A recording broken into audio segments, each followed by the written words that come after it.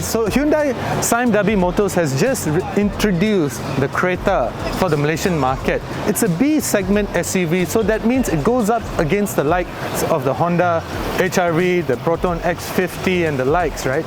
And as you can see, it actually is quite a futuristic design. I really like the grille, the lights. I'll show you the backlights later, but I think it looks like a Japanese kanji or a Korean kanji writing.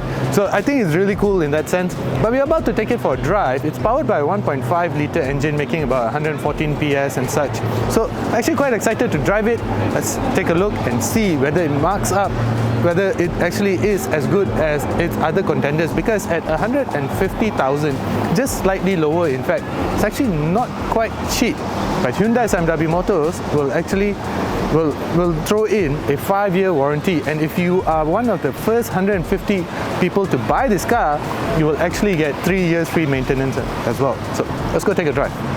So it's obviously a very cool design. The headlights are actually down here. Even though they look like that, these are part of the daytime running lights. So when you turn on the headlights, they're actually here. Let me demonstrate.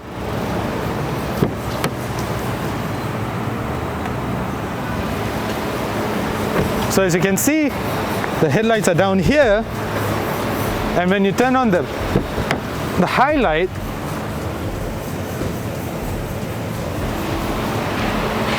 this one turns on. So that's the headlight, that's the highlight, and this is actually the turn signal.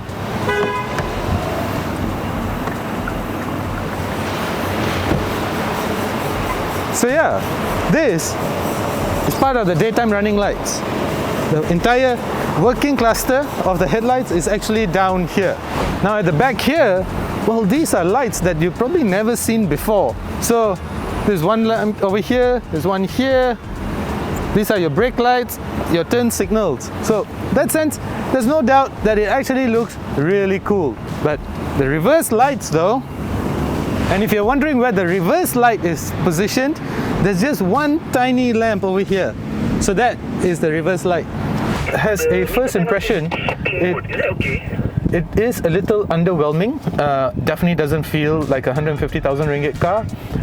Perhaps that's because it's a CBU unit. So in terms of model placement, this actually sits below the Creta. So unfortunately, it feels like it's maybe about a 90 to 80,000 ringgit car, perhaps 100, 110. 150 is definitely pushing it, but it is an imported unit, so hence why the pricing. But take a look, and maybe you'll agree that you get analog dials. There's more analog stuff here. It definitely looks like it came off a car from the mid 2000s and such. And then you get a massive 10.25 inch meter panel here, 8-inch touchscreen panel here. And one thing that I really like about the Creta though is the fact that it comes with wireless Apple CarPlay. Wireless, guys. So I have become a big fan of wireless Apple CarPlay rather than simply just having it wired, because I've learned that over time, if you keep chuchuking your phone, if you keep plugging in your phone, and if you're going to keep recharging, because when you plug in your phone to use Apple CarPlay or Android Auto, it's going to also charge your phone, right? And if you keep doing that, it's going to affect the battery life. So having wireless Apple CarPlay is actually not a bad idea. In fact, it conserves your phone, the battery of your phone. So the Hyundai Creta comes with wireless Apple CarPlay. The Hyundai Creta is actually full of small details now. Hyundai generally is a master of design details, and one of which is this lidded cup holders. Now this is very, very cool. It looks really nice. I mean, it does not, a good design doesn't really have to serve a purpose. The purpose is to hold a cup. But very few car makers have made a cup holder look this good.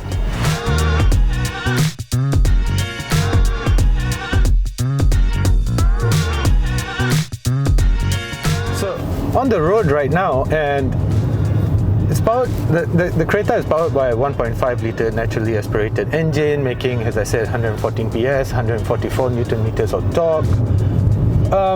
which is basically designed for efficiency. Not much power at all. Now if I put my foot down, I'm not going anywhere very fast. It's really putting in a lot of effort. The engine is quite noisy, it sounds quite rough, but you're not really getting anywhere very fast. Not a problem, because this is, after all, a urban SUV designed for efficiency, comfort and such, not power. Talking about comfort, I mean, one thing I like about it is it's spacious. I'm comfortable. So I have no complaints in that sense. Over the bad roads over here around Arah Damansara, the suspension is doing well, soaking up stuff and not really transferring that back into the cabin, not hearing any tire noises. I'm doing about 60 kilometers right now. We're just going to go towards Subang Airport, turn around and come back, so it's not really going to be a very high-speed test, but it's good enough to tell you how the car feels like on a day-to-day basis, because on a day-to-day basis you are going to be traveling across bad roads and low speeds and such. So at that point, for that purpose, it actually feels quite good, no doubt. What you're hearing over there, let's do it again. So that's the lane keep assist. So the Creta comes with the Hyundai Advanced Smart Safety Suite or something, Safety Sense. So basically it's a collection of advanced safety systems such as the lane departure warning, lane keep assist, red cross traffic alert. It also prompts you whenever the car ahead of you moves forward in a traffic situation. So which is a feature that I really like as well. So in that sense, it's quite well equipped. It also comes with cruise control and such. So it has all the premium safety systems, which is great. So it does, in that sense, it does offer what you would expect a car in this price range to offer. One thing that I really like about the Creta is, despite being a B-segment SUV, I think the refinement in this car is actually quite good. Of course, power is channeled to the wheels via a CVT gearbox, even though Hyundai calls it IVT, which is basically intelligent variable transmission or something like that. Anyway, it's a CVT transmission, right? So, but it's not that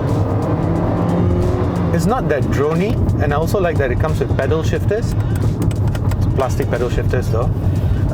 So that's really cool.